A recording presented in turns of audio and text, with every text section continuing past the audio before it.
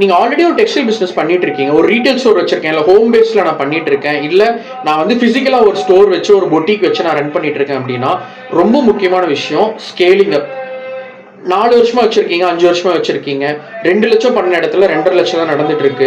நான் 2 லட்ச ரூபா பண்ற இடத்துல நான் எப்படி 20 லட்ச ரூபா பண்றது இப்படிங்கிற கொஸ்டின்ஸ் உங்களுக்கு இருக்கும். ஒரு பிசிக்கல் ரீட்டைல் ஸ்டோரை வச்சு மேக்ஸிமம் உங்களால ஒரு 20 to 25% ஆஃப் பேமெண்ட் மட்டும்தான் உங்களால இன்க்ரீஸ் பண்ண முடியுமே தவிர 2x க்ரோ ஆகுறது, 200% ரீச் பண்றது. இந்த வருஷம் நான் 2 லட்சம் பண்ணிட்டேன், அடுத்த வருஷம் நான் வந்து 4 லட்சம் பண்ணணும், அதெல்லாம் நடக்கவே நடக்காது. ஒரு ரீட்டைல் ஸ்டோர்ல ஒரு வருஷத்துக்கு உங்களால மினிமமா 20 to 30% தான் புஷ் பண்ண முடியுமே தவிர அதுக்கு மேல உங்களால புஷ்ஷே பண்ண முடியாது.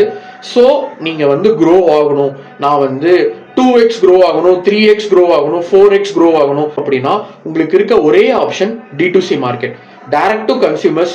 ஆன்லைன்ல ஒரு இ-காமர்ஸ் ஸ்டோர் ஆரம்பிக்கிறது தான் இதுக்கான ஒன்லி சொல்யூஷனா இருக்க போகுது.